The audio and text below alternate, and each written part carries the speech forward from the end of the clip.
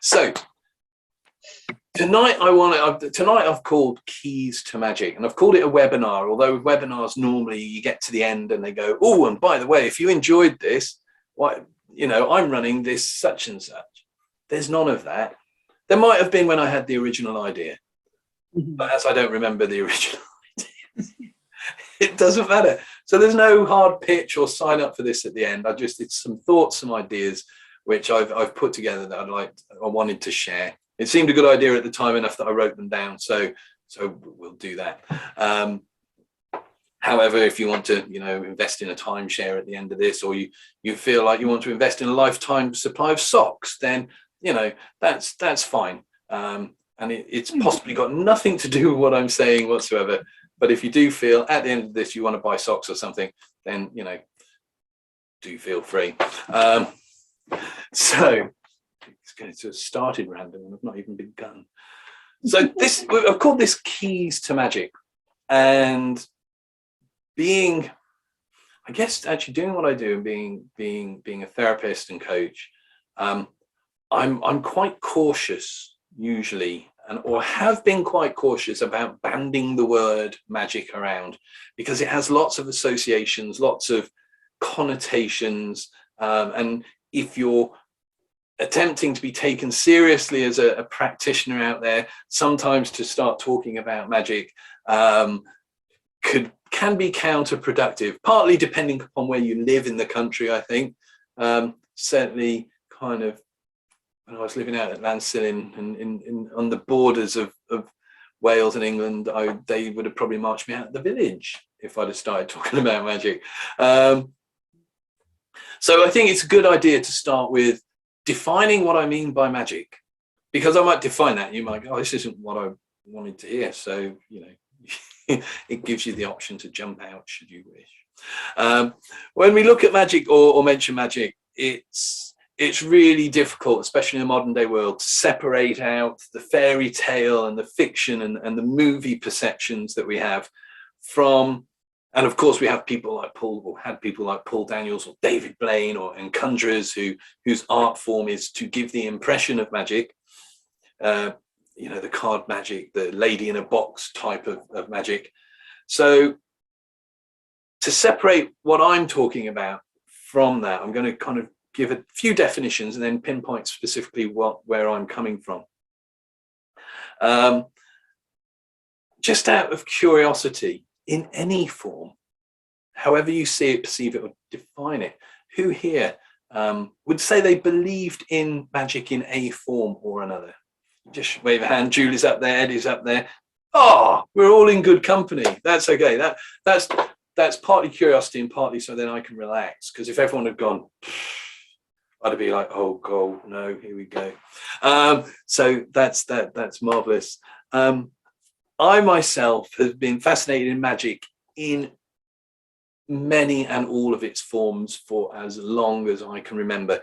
As a child, even from a child, I remember seeing, I was about 10 and seeing a movie. I still to this day, I wish I could remember what it was because it stays with me. A movie, and I think it was like a cowboy kind of Western kind of movie. And the hero in this kind of goes on the hero's journey, and he ends up kind of feeling all lost, and he's about to give up as they do. And he meets this shaman, and sits. And all I remember is the image of him and this guy sat in this teepee, and the fire's going, and the shaman's there drumming and chanting something. And all of a sudden, the wind starts swirling around, and there's chimes chiming. It's all very Hollywood. But even then, that spoke to me, and I remember kind of being fascinated with the idea of whether you could sit and chant and kind of evoke the wind. And as a kid sitting across the road at my friend's house by their fish pond, not quite as glamorous as a fire in a teepee, like experimenting with this. I don't know what his mom thought, but anyway, that was, and things like even younger at junior school, kind of getting friends. I remember I actually got into trouble for it. A little bit anyway. There was a big thunderstorm coming. It was summer, probably September. In fact, it's a late summer, early autumn. and it was close, it was heavy, we could hear the distant thunder. And we'd all been out on the field playing, but because there was thunder coming, they get everyone in off the field. So if the lightning's going to strike one person, it's going to take more of us out.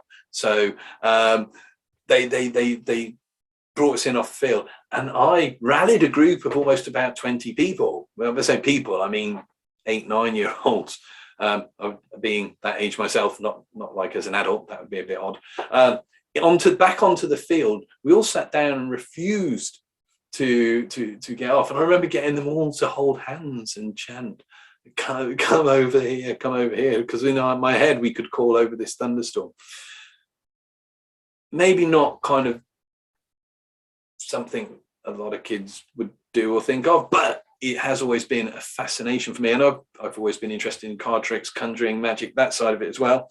David Blaine, and so from Paul Daniels and the likes of David Copperfield through to Aleister Crowley and Dion Fortune, and names that, unless you're into magic, you might not have heard of, but these are proper occultists who have pushed that boundary of know thyself and used ritual and magic to explore who they are and to grow and develop as individuals. Crowley is a bit debatable on how well he did at that, and some people like him, some people loathe him, but in his writing there's a lot of wisdom. So and along that journey, I've both believed in magic and not believed in, especially when I first started getting into mentalism, the whole mind reading side of performance more. Because when you start looking into that, there is so much there that you suddenly go, that could be easily fate. And it really challenges for all. I really had a couple of years of just going, no, all that other stuff's nonsense, because I was meeting people who could sit with you and tell you stuff about yourself amazingly, probably better than most psychics and mediums that I'd met. And yet they would openly go, well, yeah, this was this technique, this was that, and I learned this from such and such. And it was all cold reading, warm reading. And so that really challenged for a while my belief. But regardless of my stance, I've always, even during that time, studied and practiced and explored magic. And for me, it's not a set of practices, but magic is a state of being. It's a state of mind. You do not do magic, but by looking at the world with those views, those ideas, you become magic. And just looking at a few definitions of that, Aleister Crowley, infamous or famous magician, defined magic as the science of art that provokes change in conformity with will. And I don't think I go into explaining this, so I'll explain that. By will, it's not meant of just like, I'm going to take control and what I want will happen.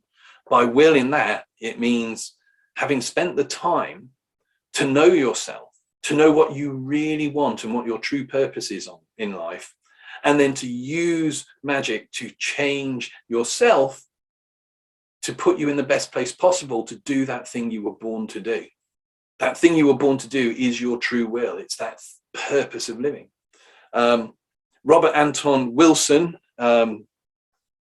great author and philosopher, and also Dion Fortune, female occultist, said of magic that magic is just the art of changing the focus of consciousness at will, which I also like, because where our attention goes, our energy flows. What we focus on more of, we will experience more of.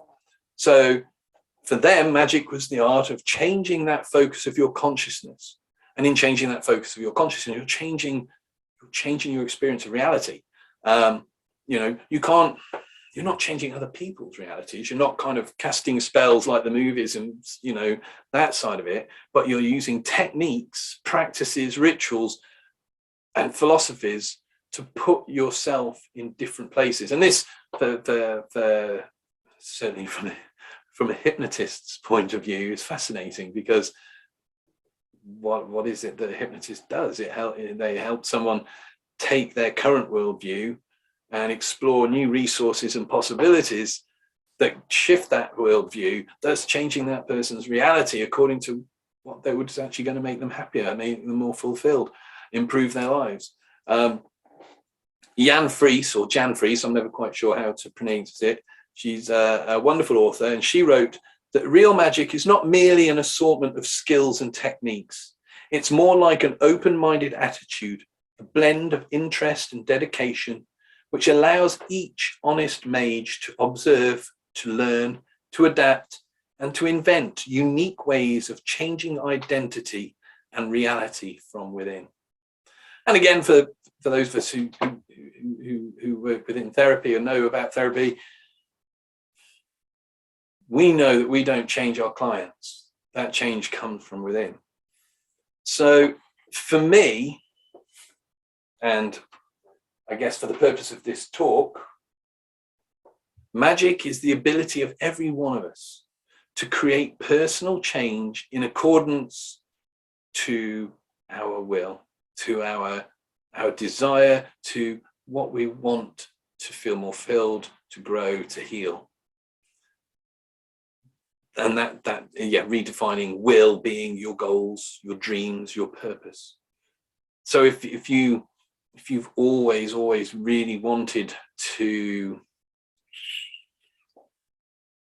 let's think of something random. You know that thing that some people randomly want to do where they climb up a really high tower, a ladder, onto a little platform like a springboard, and then they dive off it and land in a swimming pool with hardly any water. Say for some, I know why, but hey, we're all different. Maybe deep down inside, that's you wake up one morning and you think, oh, my life, that is my calling. That is what I want to be the best at doing that thing. I want to be able to get up there. I want to be able to do that. I want to be able to jump and land in that pool of water. And that's what my life is about. That's what I want to dedicate the rest of my life to.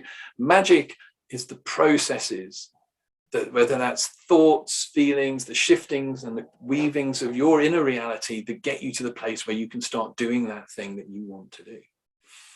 To shift the focus of consciousness and belief to create a new experience of life. As another example, and this is a personal recent example, I'm not going to take up jumping off a platform into a small swimming pool. I've always enjoyed having a drink. Not ridiculously, not on a kind of out of control, kind of hiding it under the bed kind of way, but because I've played in bands, because I play music, because I perform, it always has been part of that culture, that way of being. And as we were approaching Christmas, I decided that my time, and this is kind of how I worded it to myself as well, my time as someone who drinks alcohol, I'm still going to drink water and tea and things, because obviously there's a problem if you don't. But my time as somebody that drinks alcoholic drinks was to come to an end. I thought, I've done that now. It's actually quite boring. And especially doing the work that I do, the more I get into it, the more that clarity of mind and thought is so important to me. And you know, there's a folk club this Wednesday. The one in December that I went to,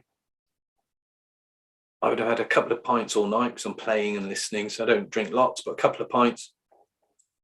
The next day and a half, my head's foggy. I wake up for at least a couple of days with a foggy head, and I don't want that anymore. So I made that choice that was to come to an end. That I preferred clarity of thought nowadays, and than putting poison into my body, which, you know, is never a good long-term plan anyway. So I decided New Year 2022 was the time that shift in my reality, that change, that act of magic would happen. And so I spent the 3 weeks, kind of from when I first had that realization up to the end of the year, working the magic, for want of a better definition, necessary to affect that change. My new will, my new desire, my new goal was to be that person that just doesn't even think about or go, oh, I fancy a drink. And the aim was that I would awake on January the 1st this year as someone who did not drink. And it's almost like, and if you look in the world of real magic and occultism, they talk about things like thought forms. It's almost like I spent 3 weeks creating in my mind the image of myself waiting there in the bed, a little bit like future pacing in different therapeutic practices. So as when I woke up as that me. And what are we? Where are we? We can just over a week into the new year, and I've not thought about having a drink. There's still stuff left on the side from Christmas. Unfortunately, there's a couple of nice bottles of wine that were gifted, which I look at and go, oh, it's a shame that I'm not going to drink those. It doesn't cross my mind. I think, well, maybe a special occasion. It's not even crossing my mind. Me and Fee, when she goes, she does 2 days a week when she works with the horses, and we've got into the habit, which is quite nice, of meeting up on the car park. And to walk from the car park where we leave the car to here, we have to go past a really nice little town pub. And so we've got in the habit, especially on the build up to Christmas, because they had mulled wine in there, of dropping in and having a couple of drinks before coming home, just to chat. It's a nice way for Fee to end the day. And last week, didn't even cross my mind. In fact, we got back and Fee went, oh, I quite fancied a mulled wine. And that was the first time I'd realised we'd even walked past the pub. Having made a shift in my consciousness, my perception of reality, my inner reality of who I am, that then affects the world around me, or affects my experience of the world around me. And that, for me, is an act of magic. That is something we all can do. And these are the same changes that if I'm working with you as a mind coach and a hypnotist, that you can achieve, that people, when I work with them, achieve those shifts by transforming that inner reality. We partake in an act of magic, not a poof, there's the big cloud of smoke and sparks and fire and the wizard materializes from nowhere magic, but real magic, that personal and inner transformation. And so I want to share with you this evening 3 of the keys, I've called them keys, 3 of the steps, 3 of the things that I think are really kind of important to creating magic in your life, to those keys to that personal transformation, transforming your inner life, and in turn your outer life, the way you experience it. Point out that was a lot longer than what was written on the paper. Always happens. So the first of these keys, and I've broken them into, they're kind of in an order as well, so I hope it makes sense. First of these keys is belief. And I mean, beliefs are literally just ideas that at some point in our lives, we've decided are facts. We maybe not questioned them that much, but we've gone, oh yeah, that's true. And so that idea becomes something that we then believe, and it becomes one of our beliefs. We believe it to be true. But you can change ideas easily. Ideas shift and change, and you can discover ways that you already do change ideas and thoughts each day. And you do. You wake up and you have the idea that you're going to go out and spend some time in the garden, and then it rains. Now, your idea of spending time in the garden is going to change. You could still go and do it. You still have that choice. But a lot of the time it will change. Or you'll wake up and you'll just kind of have had an idea about what you wanted to do the night before when you went to sleep. You wake up in a different mindset, a different state of mind, and the idea of that goes, and you choose a different idea for what you're going to do today. Our ideas are always shifting, always changing. Well, that's basically what I've just said there. You ever wake up thinking you're going to do one thing, and at some point you decide to do another. Your idea has shifted. Or you go somewhere and decide to go somewhere else. Or you decide to just relax because you can just relax. And those ideas, those beliefs can shift and change. And these ideas and beliefs do and can change very quickly. And you may have heard me recount this before, but not last year, the year before now, I got asked to be part of an online conference. And the guy who went on after me was a very energized, motivated fitness instructor. For me, it was exhausting just listening to him, fair play. And he told the story of when he was young. And up until the age of 15, he still believed in Father Christmas. He still believed in Santa Claus. And he told this story. It was wonderful. And the year that he lost that belief, his family was part of quite a big family, and so rather than get together at one person's house, they decided to arrange a big family get together where they all ended up spending Christmas at a hotel. And they'd had the entertainment and the food that they lay on Christmas Eve for them. And he'd gone back to his room to go to bed. And whilst he was in his bedroom, he was sorting out his room, and he was hanging his stocking up on the bed for Santa, because he still believed in Santa. One of his cousins walked past, knocked on the door to say goodnight, saw the stocking and went, "Oh, we've not got one of those this year. Mom and Dad can't afford to fill them up for us, so we're just having one present." In that moment, his belief in Santa Claus disappeared like that. He went from believing in Father Christmas one minute to actually not believing in him within moments later. So beliefs and the ideas we have can shift and can change so quickly.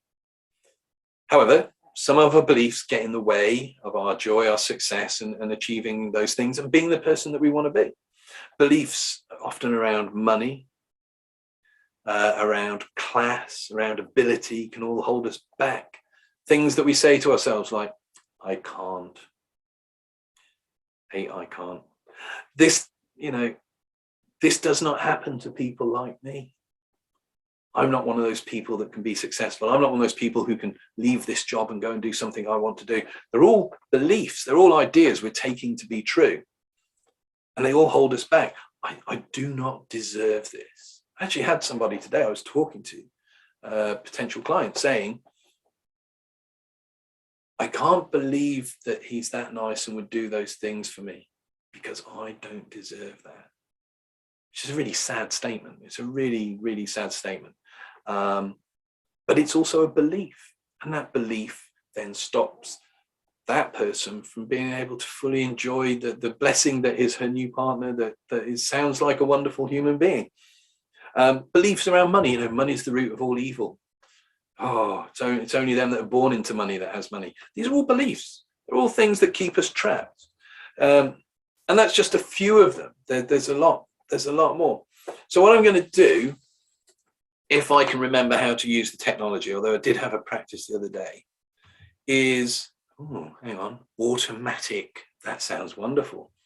Two people, it's four of us, isn't there? So what I'm going to do is I'm just going to do 5 of us. Oh yeah, suppose including, I'm not including me in that for some unknown reason. What I'm going to do, I'm going to do a short breakout room, and I don't know who's going to end up with who. I've just literally put it on automatic, so it will be, we'll let the universe decide where you end up. Just 5 minutes to have a think about beliefs that may hold you back, limiting beliefs that keep you stuck in an area of your life. Don't have to go too deep. It can just be, I know Anne recently has kind of gone, I am going to go and give myself this time. I am going to go and do these things for me.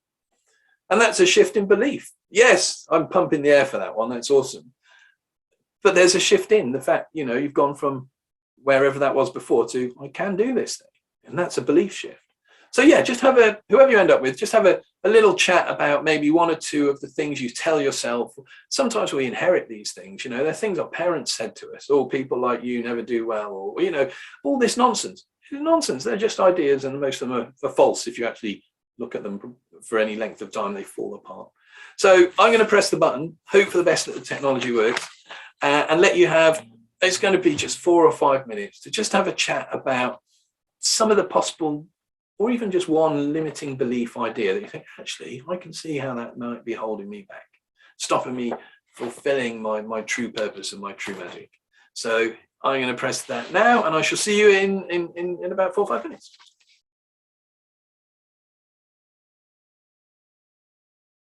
Excellent. So did you all kind of manage to identify, even if it was just one belief, which basically is an idea that is maybe holding you back, keeping you stuck, that limits your experiencing and you're moving forward? Yes. Mm-hmm. Yeah.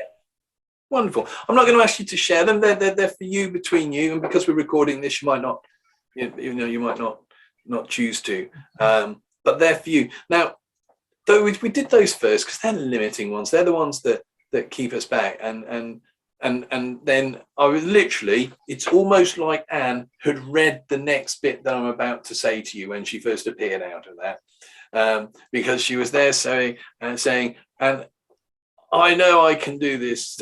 You can do this. You can do it because I can do it because I now believe in me. Oh, my life. What I was actually going to talk about is those beliefs that empower us to believe in who we are, enable us to create the change that we want, the joy that we want, the success that we want in our lives.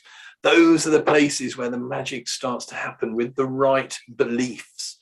Not the beliefs that hold us back. Those are the things it's worth spending a bit of time from every now and again going, what am I believing that's not allowing me to move forward here?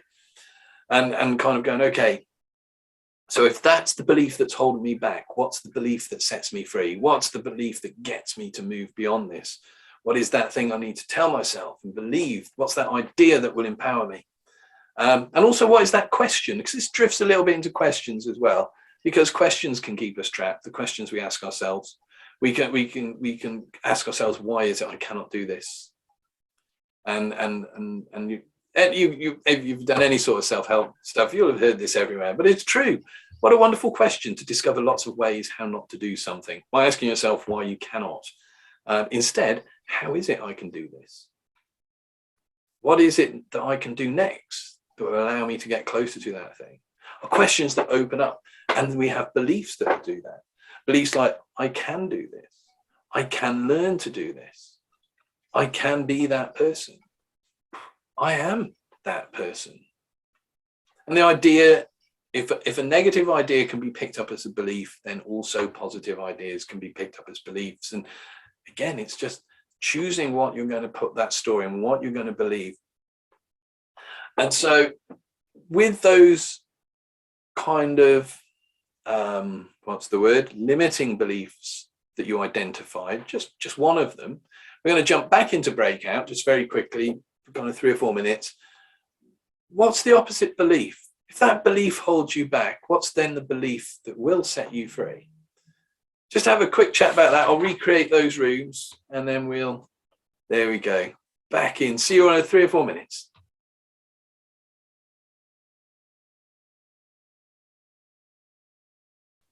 So hopefully you've found kind of like, if that keeps me stuck here, a belief, an idea that then opens up to possibilities. And that's the first key of magic, is that belief. And for a lot of people, that first limiting belief or that first empowering belief is the belief that you can make those changes. If you don't believe you can make those changes, you're going to be battling against that belief. Mm-hmm.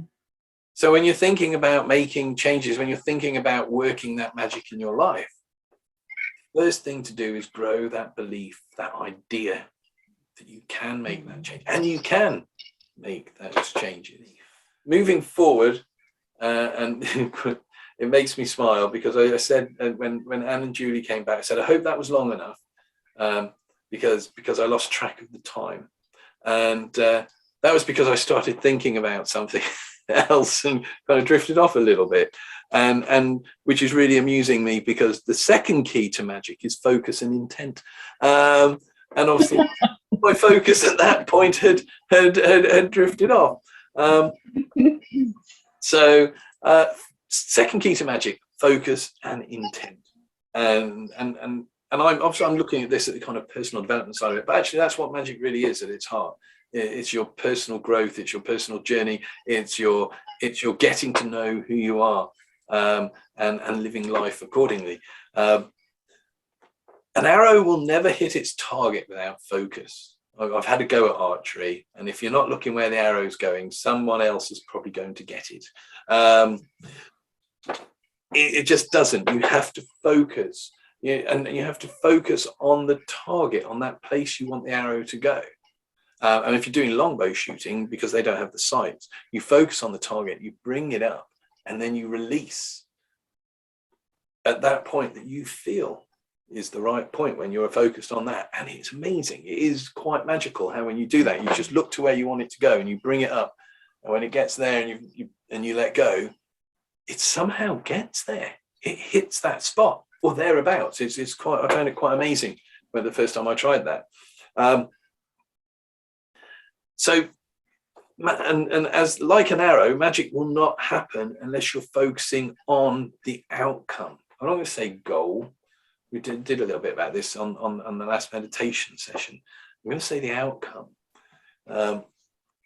Magic happens more often as well if your outcome is how you want to feel and how you want to be, not about things and stuff.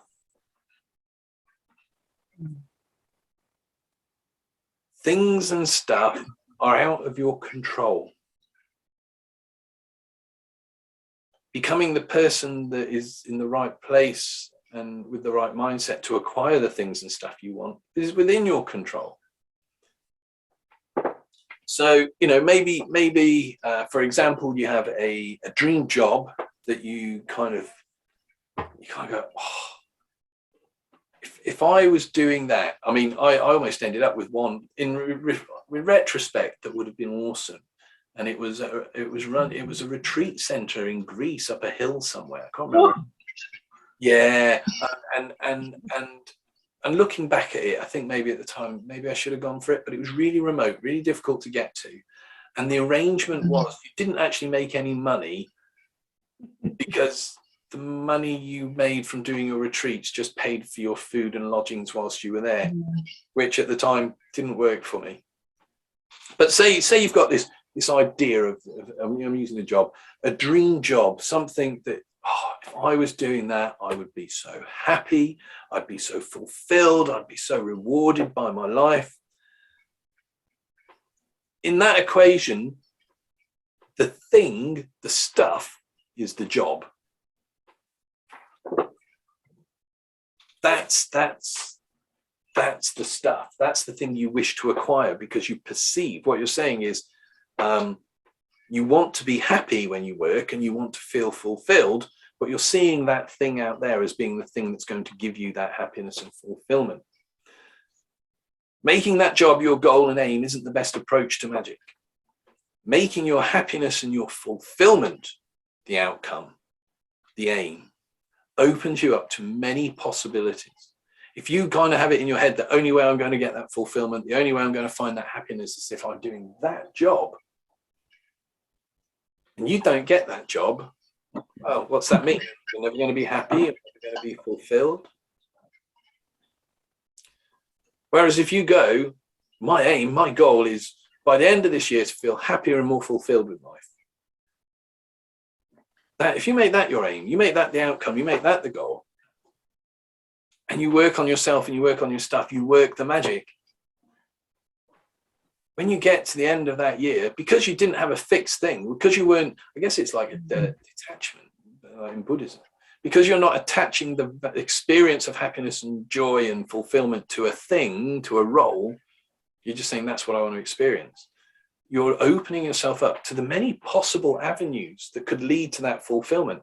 Now, there might be an opportunity that comes up that if you're like, that's the job that's going to be the one for me, you miss that opportunity because it's not that job. But if you go, I just want to be happy and fulfilled in whatever I'm doing, and make that your outcome, that the aim, that the focus of your magic, something you never expected, an opportunity might turn up. And because you're not focusing on that good job, you're focusing on how you want to feel, you go, oh, I'll give that a try. Because there's not a plan here. There's not, this has to happen. It's just, I want to feel happy and fulfilled. So suddenly an opportunity comes up that had you been focusing on the job, you'd have said no. But because you're focusing on your happiness and fulfillment, you go, okay, give it a go. I mean, at the end of the day, the question is what happens if you don't? So you give that thing a go and you end up doing something that you never expected doing. I was talking to somebody the other day who they had their mother was in the latter part of her life, was quite ill, and they really struggled to get decent carers. They could get the carers that would come in, do 10 minutes, fill out a bit of form and disappear. Yeah. But they wanted something more. Now, they'd never intended ever, having never had any experience of it before, to end up opening up and starting their own domiciliary care company. That wasn't the life plan, that wasn't the goal, but now they're really happy and really very fulfilled running a care organization that screens its staff, and rather than trying to cram as many clients into a day as possible, values the client and goes, we will give each client this time. And when you go to that client, you will engage with them, you will talk with them, you will spend quality time with them, as well as doing the stuff they need you to do. And that was their remit. And they never imagined they'd be doing it. But now they're feeling really fulfilled and happy doing it. Now, if they decided that their happiness and fulfillment was completely and solely hell-bent on one certain thing, they would keep focusing for that and miss the other opportunities. Mm-hmm. But they saw this thing, this space, this opportunity that wasn't there, and went, what if we do this? And actually now find it really, they have a wonderful group of staff, they have a wonderful group of people around them that they work with, and they provide a service and a care that values their clients. And in turn, they feel good and fulfilled knowing that they're giving something that a lot of services don't. So don't make the focus and the aim of your magic about a thing or a position or a this or a that. Make it about how you want to feel, because that's why that's why you say, oh, I'd love to go climb such and such a mountain. It's not because you want to climb the mountain, it's because you want the feeling that climbing that mountain gives you. There are other ways to have that feeling. And if you limit yourself by going, it's this that's going to make the magic happen for me, then you might miss the actual magic. Magic should open your world up to new possibilities and not limit the range of vision. So it takes a bit of soul searching to know yourself, to know the things that you want, the things that are going to make life good for you, the feelings that you want to carry with you in life that make life good for you. And in fact, to know thyself is the ultimate spiritual mission, is the spiritual goal. If you go, where are we? I've really organized my book so I can just do this and go, oh, here's a book. This is going off script. This is regarding the works of the Golden Dawn.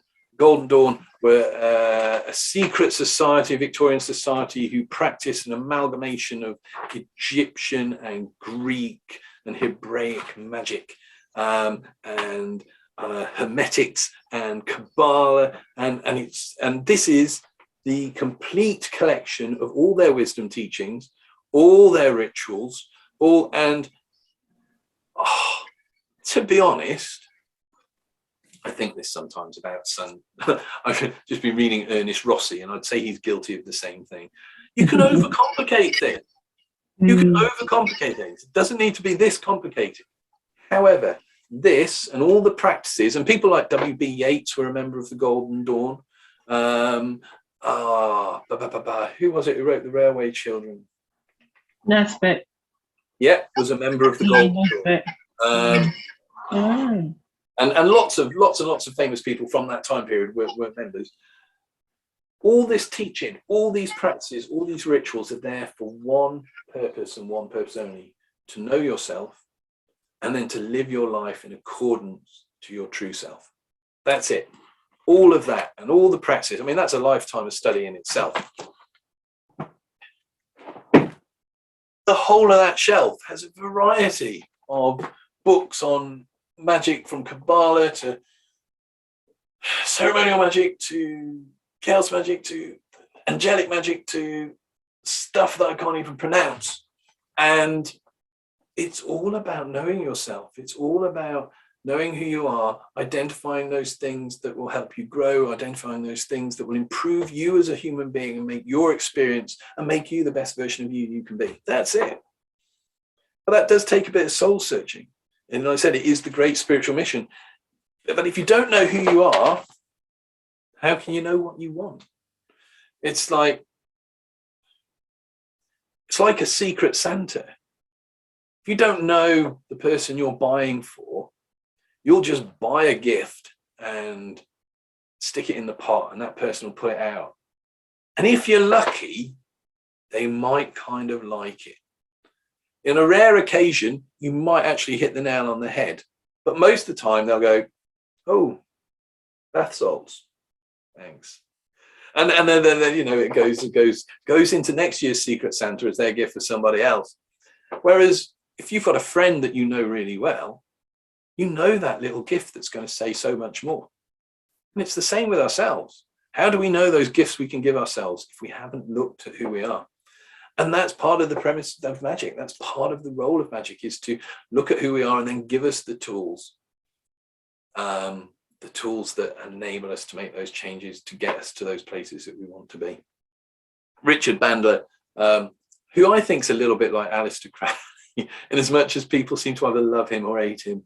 But he and what's his face? You can tell I haven't read so much for him. Bandler and Grindler, who started the whole NLP thing, talk about magic. And they talk about it in that knowing who you are, knowing what you want, and having the tools and the techniques to get you to that place, to improve your life, to live as the best version of you can be, to model excellence. But again, you need to know who you are. Once you know who you are and you can have your outcome, you can define your outcome, you can focus in just a little bit more by starting to ask yourself the questions. And we mentioned these before, but asking yourself the question, say you want to feel more joy in life. I'm using that because somebody I worked with today actually said they want to feel more joy in their life. How will you know when you've achieved this? How will you know when you've achieved that joy? Because it's no use saying I want something if you don't actually recognize it when you have it. So focusing your intent, you want, I'm going to use joy because it's a nice one. You want to feel more joy in life. So how will you know when you've got that? What are the signs? How are you going to feel? How's the world going to look to you? Ask yourself, when realistically do I want to achieve this by? If you've just gone through the most hellish 12 months of your life, if you're looking ahead and the next 12 months look absolutely hellish, to expect to experience joy tomorrow, it could happen. It could happen. But be realistic. If you want a job that's going to be satisfying and fulfilling, don't be specific to the job, but work on yourself. I want to be feeling confident and have developed and learned the skills and grown as a person so I can step into such and such a role. Not I just want the role. I want to be the person that can have that role. So when do you want to do that by? I've just started a new training course, which I'm surprisingly enjoying because I, in 20 years, never imagined I would. So I'm quite amazed at that. But it's no use saying, I want to do this thing and I've only just started the training, but I want to do it by the end of next week. It's not going to happen. So be realistic. When do I want to achieve this by? If I want more joy in my life, when do I want it by? Or how do I want that to manifest? Well, maybe it'd be nice to just get little signposts along the way. And over the next 6 months, just discover a little bit of joy more each day until my mindset is one that I'm recognizing joy regularly and every day, to the point when I can move into a state of joy. I mean, we don't get permanent happiness. I can't remember where I mentioned this the other day. Happiness. People go, I want to be happy. Now, the problem with happy is if you look up in the dictionary, happier is a real thing. Yeah, happier is a real thing. You can be happy, but then you could be happier. Joy doesn't have that. Joy is just joy. If you're experiencing joy, there is no joyer. You are joyful, but you don't get joyfuler. You don't get joyer. They don't exist. So focusing in, how will I know when I've achieved this? What will the world look like? How will I feel? What will I be doing? How will I express this? maybe you kind of, we've probably all seen that kind of rainbow jumper. He says wearing a rainbowy top now, that stripy rainbow jumper thing that Fee brought me because she wanted me to look like I like Tarantine. Well, I do, but maybe to you, if you were feeling real joy, you treat yourself to something more joyful. I'd not thought of that. You could say more joyful. You could actually say more joyful. It's a grammar thing. It is. I hate to say it. Yeah. But it might be that you kind of, well, if I was experiencing more joy, I would start dressing like this. Well, start focusing in on that. I mean, why wait until you're feeling more joy to start dressing like that? Why not start dressing like that now and experience that joy for dressing like that? You know, ask yourself, what steps will get me there? What gets me to that place? What is it I need to alter, change, and work with that gets me to that point where I'm experiencing more joy, where I feel more confident, where I'm feeling more fulfilled in life? And you can also use that amazing kind of magical tool. I'm going to call it a magical tool, which I kind of mentioned at the beginning, where you kind of go, this is the change I want to make. Picking that date, knowing what it will be like when you've achieved it, and setting yourself up in the same way that I did for this stopping drinking. You know, 2 to 3 weeks. I'm working with people at the moment who are wanting to stop drinking and can't see it happening like that. I wouldn't say they had any sort of big problem with it, but they want to stop drinking. And for them, it seems like it's going to take forever. But for me, it was just like, but then I focused on the intent. I knew how I was going to feel, what I'd be feeling, the signs that would let me know that I'd stopped. And I set in place that process of creating the me that I want to be, and imagining that me waiting for me. Not just kind of what they call future pacing, where you step into that. That's great, and you can bring back insight and learning that way, but actually placing that me metaphorically and symbolically in the future, ahead of time, waiting. So at a certain point in your life, you step into that you and you become that you, which might sound a bit fanciful, but not last year, my God, we've had 2 summers where we've not been allowed out. 3 years ago, in fact, now, I was an amazing maybe it was last summer, actually. Can't remember now. Mind, body, spirit event, anyway. Outdoors. And a girl came to me and said, oh, her mom came to me first and was chatting, and then her daughter came out, and the daughter was very kind of, I'd say meek, kind of quite introspective, kind of closed. And we were chatting, and she was like, well, does the stuff you do help with confidence? And I'm kind of going, yeah, no, we can do that. And she said, how many sessions will it take? And I said, well, look across that field, pick a point in that field where you can imagine that more confident you standing. She said, okay, so you got that point. I said, I don't know where it is. It might be far away, it might be close. Okay. Now really picture that confident you. Notice that confident you, see how that confident you stands, how that confident you is presenting yourself. And when you can really picture a confident you across that field, and only when you can do that, there's no point doing it beforehand, when you can imagine that confident you is waiting now for you over there. That confident you is waiting now for you over there. I want you to walk over, and I want you to step into that place. And I'll see if I can do this on camera, because I'm getting used to the fact I have more camera space. Move that this way. She walked about 100 yards, and she was like this. And then she took one step and went.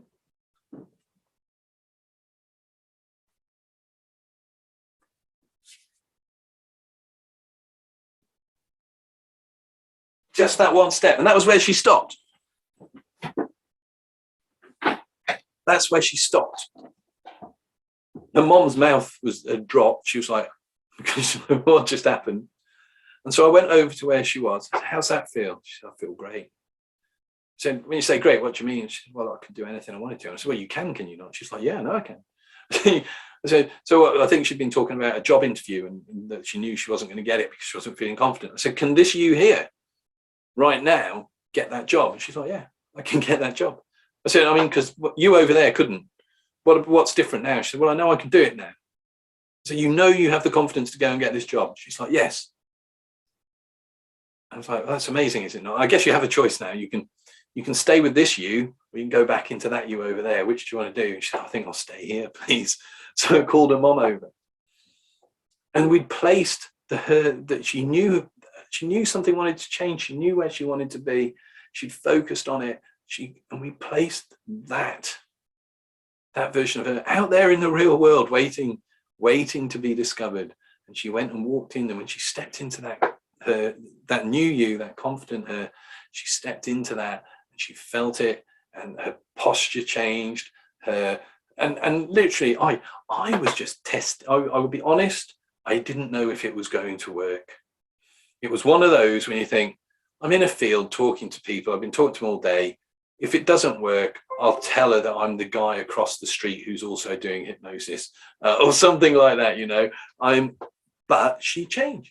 And I got a message from her saying, I got the job. That didn't take weeks, it didn't take years, it just took focusing the intent, creating the image in her mind of who she wanted to be, and then stepping into that. So we're going to do a little bit of that now, just on a light-hearted kind of fun kind of way, really set you up for a good night's sleep kind of way. So what I want you to do is have a fidget, get comfortable. This is going to take, I don't know, 5 minutes, maybe we'll take our time and go for 10. But let's begin by a stretch and a fidget. Anne's disappeared off the screen, so I know Anne's comfortable. And at this point, again, if you don't want to be filmed with your eyes closed and maybe looking a little bit like this, then do feel free to stop the camera. But if you're happy with that, then continue. I'm just going to ask you initially to take a nice deep breath in. Hold it for a moment and then just gently release. Taking a second deep breath in. That's right, Julie, yawning as well. That'll help you relax even more. Just breathing out. And a third wonderful deep breath in. And as you breathe out this time, if you've not done so already, just gently close your eyes and just return to your natural breath. And I want you to become aware of a point and a place within you that feels most comfortable, most relaxed. And there's nothing to do, just become aware of that place. That part of you that's most comfortable and most relaxed. Just allow your attention to focus there for a while. As you go within that place, and allow that feeling of comfort and relaxation to spin and flow within you. And I don't know whether you'll relax quickly within 30 seconds or whether you'll wait and take your time and relax in a minute. But as you continue to relax, listening to the sound of my voice, aware of the temperature of the room you're in, the chair or the bed beneath you, any sounds round about you, you can just let go, unwind and relax. Just go within just for a moment, just for a time, maybe to a magical place, a mystical place in your mind where you can imagine things that may happen, good and positive things that can occur because you chose to focus upon them, to relax, to focus, to let go, to focus within. And as you focus within, hearing the sound of my voice and aware of the breath and aware of the presence of your physicality, just relaxing. I'm going to focus forward.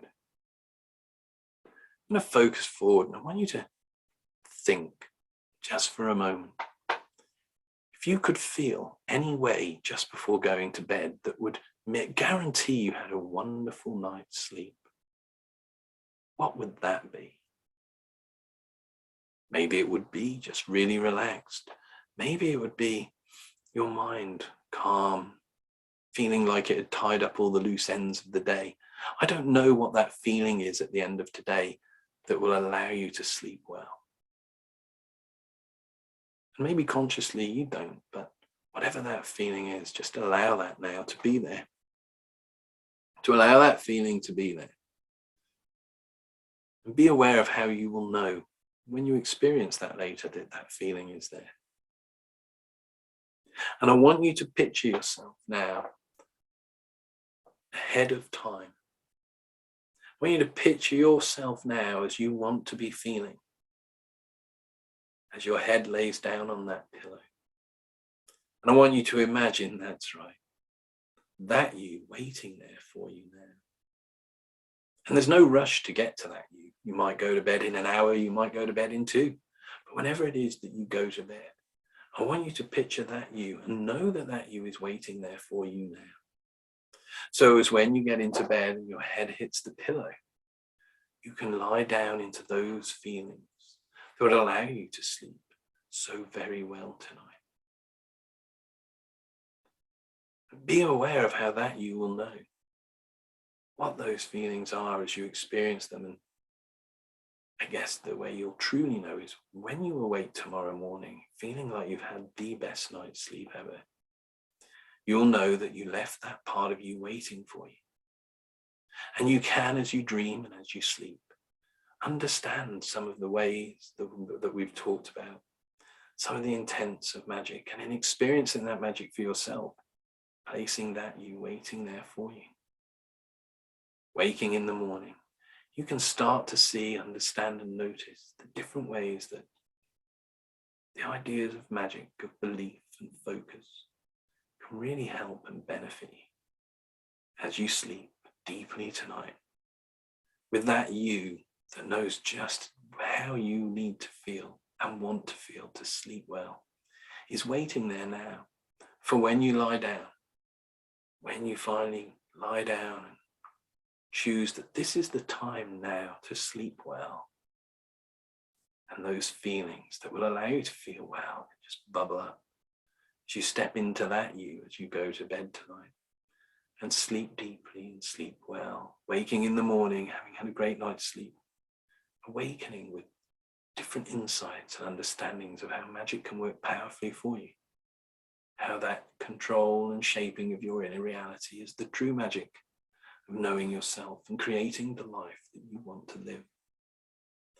And whether you go to bed in half an hour, in an hour, or in 2 hours, whenever it is that you go to bed and experience those feelings that will allow you to sleep well tonight, you can wake in the morning knowing that you created your own little bit of magic with a deeper understanding of how you can use that magic in other ways in your life.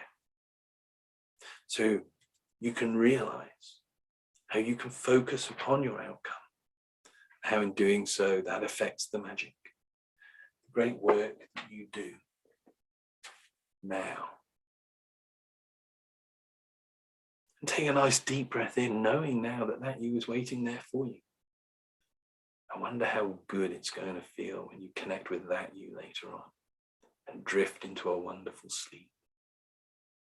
Take another nice deep breath in, and in your own time, just in the time it takes for you to know that you is waiting there for you with those wonderful feelings to allow you to sleep well tonight, you can gently open your eyes. Back here. Wonderful. That's it. Wait for Anne to reappear.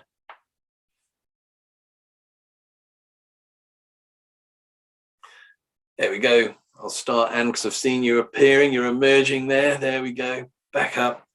So our first 2 keys. The focus and the intent and the belief. Which leads us now to the final key. And this is one that people miss quite often. In the whole kind of pop culture writing around about magic and law of manifestation, law of attraction, all that stuff, where you kind of put your intent out to the universe and wait for the universe to give it all to you. There's a lot of material out there, a lot of people that say, oh yeah, you just kind of ask and the universe just presents it to you. And I've met lots and lots of people who've kind of gone, yeah, I did that, but nothing happened. So the next question is, well, what did you do? And they go, well, what do you mean? Well, what did you do? I'd be like, I don't know. You know, I asked, nothing happened. You know, ask and you shall be given. Nothing happened. And that's the problem, because they did nothing. You see, magic. And I remember my first encounter with a real witch, a real practitioner of witchcraft, who said, magic meets you halfway. Once you have your outcome, once you've got your beliefs in place and you've got your outcome, where you want to be, what you want to be feeling and experiencing, and you focused upon it and focusing upon those steps that will get you to that place, it is no good just sitting down on your backside waiting for it to happen. It doesn't happen. You might want to be in a position where you can step into a different job role that you're going to find more satisfying and rewarding. And so you get your intent, you focus, you get the beliefs in place that you can do this, and you see the path forward. You focus on it. I need to do this, this, and this. That'll get me to there. And you put it out there. If you don't actually do the training that you need to do to actually get that job, you ain't going to get it. If you kind of go, I want to know what it's like to have that sense of satisfaction that someone gets when they've run a marathon. I've read about it. I've heard people talk about it. I want that feeling. So you put the beliefs, I can do this. I can make this happen. I can run that marathon. I can experience this. And you focus in, you see the steps. You go, right, I need to start training. I need to do this, this, this. And if you don't do the training, or you don't even put the form in to apply to the marathon, it's not going to happen. Magic doesn't happen to those that do nothing. Coincidence happens occasionally to those that do nothing. But magic, as I said, meets us halfway. Have your outcome, you're focused on it. You need to be active. Magic happens. It's 2/3 in the mind. It's the changes and the beliefs and the shifts you make up here. And 1/3 of it is in the physical world. It's the actions that you take. If you're in a position in life, I was speaking to someone the other day about this. They've been single for a while. And they're like, oh, I kind of have an idea of the kind of person I want to meet, but I just don't seem to meet them. And it's like, I know it's a bit difficult at the moment. Everyone likes going out. It was like, well, where would that person be? I mean, what do you mean? So, okay, you've got a person in mind that is the kind of person you're hoping to meet. Where would that person be? Where would you find them? And they say, well, I imagine they'd probably be in a coffee shop reading a book. And I'm like, okay. When did you last go to a coffee shop? I haven't been for a while. If you've got the idea, if you've got the outcome, if you've done all the stuff that goes, this is where I want to be, this is the kind of thing I want, whether it's finding a new partner, whatever, you're not, if you don't go out into the world's not going to give you those opportunities that you're after to have those feelings that you want to have. You know, if part of your outcome is to feel socially confident with a supportive group of friends, then sitting in is never going to make that happen. You need to be where those people are, not online. It's a very fake world, that the internet and online. It's great for keeping in touch with people, but you're living a half life. You're living a half life. If you want to meet people, if you want to meet somebody new, get out in the world and speak to people. If you want to feel a sense of achievement and satisfaction in your life, it doesn't happen on your armchair, unless the whole purpose of your life is to sit on an armchair, in which case you'll be very satisfied and fulfilled. But there aren't many of us for who that really is a thing. You know, if you want to be happy and fulfilled in your job, put yourself out there and apply for jobs. I'm talking about beliefs and the belief aspect of magic. And one of the things that I'm starting to look at is, and hence the new training that I'm doing, is I've always gone, right, I'm going to learn these skills. I love the hypnosis. I love the coaching. I love all the stuff that I do, as you know. And I've always had it in my head that I'm going to do this thing and I'm going to have clients and this, that, and the other. And then this year I've kind of I've shifted it from how that fulfillment of sharing this stuff and the skills is going to manifest. And I've gone, actually, I just want to be fulfilled in doing this work. I want to be able to do this work. And literally within a couple of days of shifting that idea, that belief of what's going to give me that fulfillment has changed. And now I'm doing training because I've gone, oh, I don't actually have to work for myself to do this, do I? You know, I was chatting to someone before Christmas and they were like, Rob, I've discovered that if you do this and this training on top of the counseling and the hypnosis and blah, blah, blah, that you've got, that I've also got, you can actually now be practicing as a psychotherapist on a £40,000 a year wage. And then it's like, so I'm doing what I'm doing. I'm not having to worry about accounts. I'm not having to worry about chasing clients. I'm using the skills, applying them to people that need them, and I'm getting paid to do it. That's a whole, oh, so, and it's a shift of belief, but it's from that shift in belief that the magic happens. And it's because my focus isn't on how I'm going to be using these skills. It's about what I want to get from using these skills and what I want to share with other people. And that combined with that then shifts the belief, and that shifts the focus, which then shifts the place you end up at. So at the moment, who knows? Who knows how that magic is going to manifest? But I also know that if that does become a thought of, actually, no, that makes sense, it's not going to happen if I don't apply for the jobs. My first mentor in hypnosis was Jonathan Chase. And again, he's another Crowley kind of character. You either love him or hate him. And he always turned around, and I still remember it. I mean, I've always had this theory with him that I could have gone down there, and when I first met him, he shook my hand. And he's a really good hypnotist. You know, he's performed on stages all over the world. How do I know to this day that he didn't shake my hand, put me into trance, lock me in a cupboard, keep me fed and watered for a weekend, and then send me away telling me I'd had a great time and learned lots? Would I have known any different?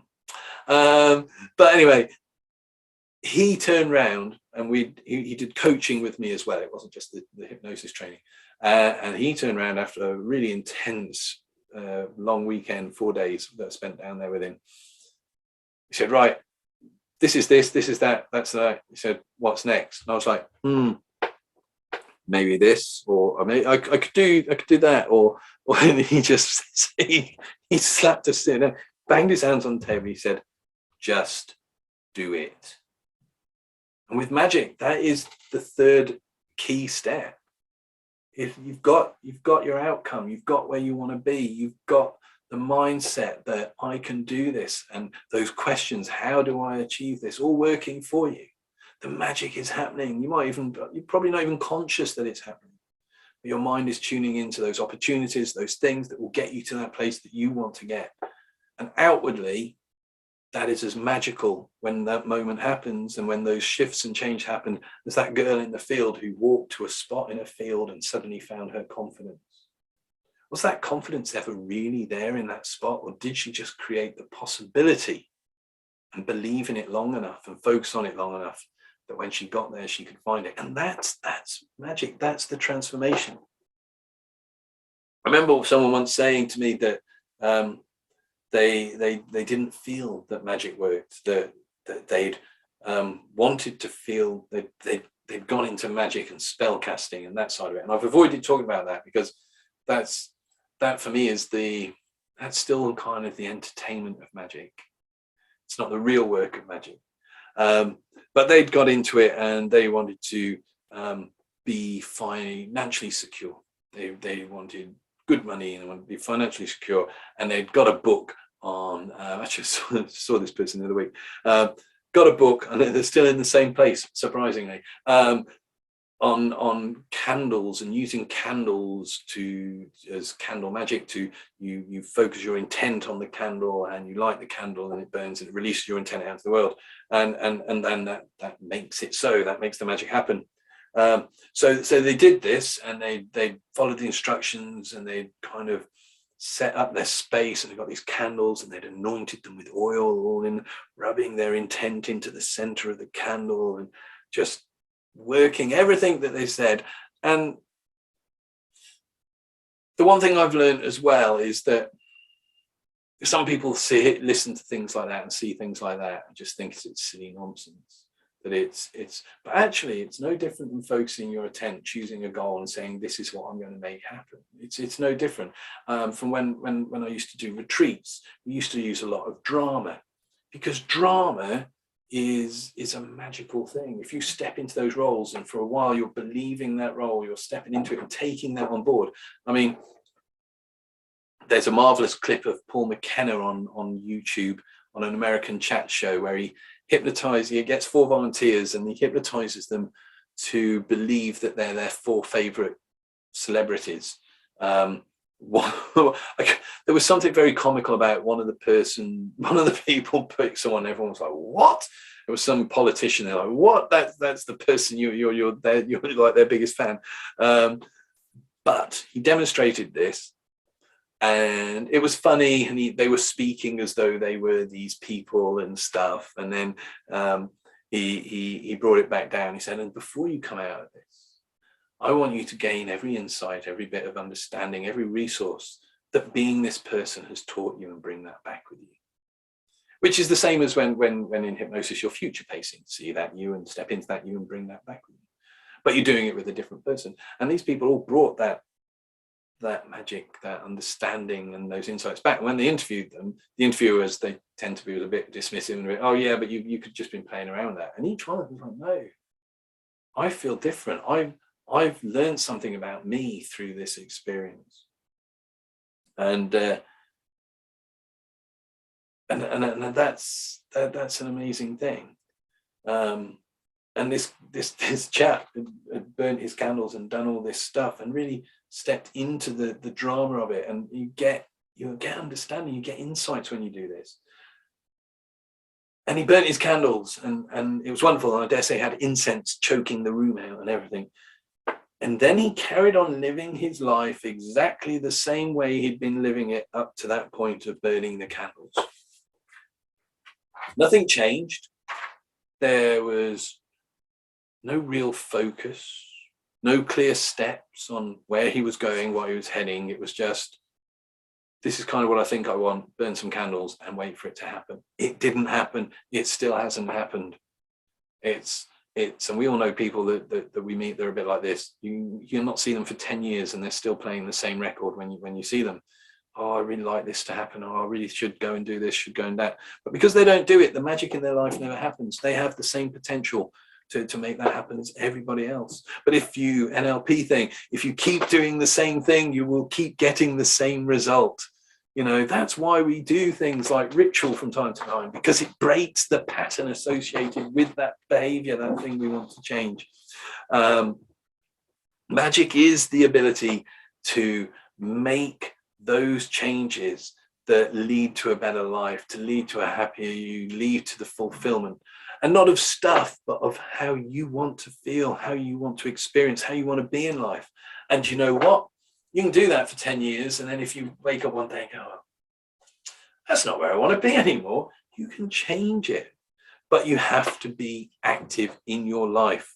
Ironically, magic is not just a magic wand.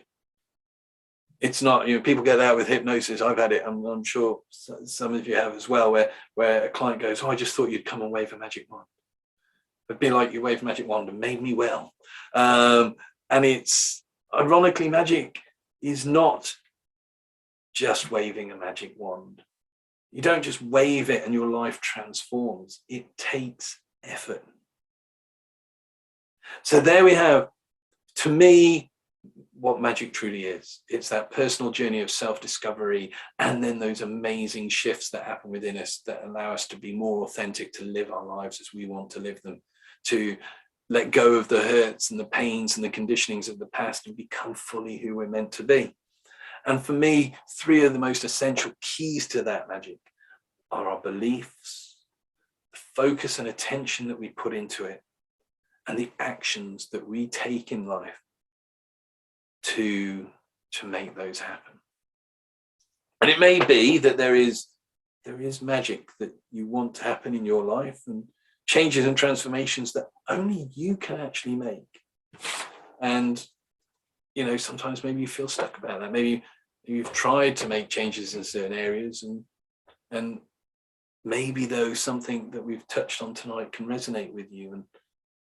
And from today, from this moment forward, from this time, that can continue to resonate and speak to you.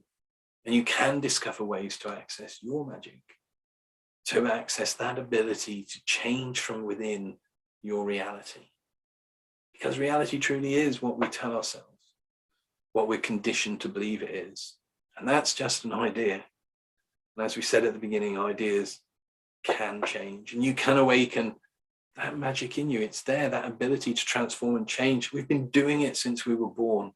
Just as we get older, we have to kind of understand it and be conscious of it and kind of go, oh yes, well. You see, because magic leads to self-knowledge and the keys and secrets to living the life that you would like and love and deserve.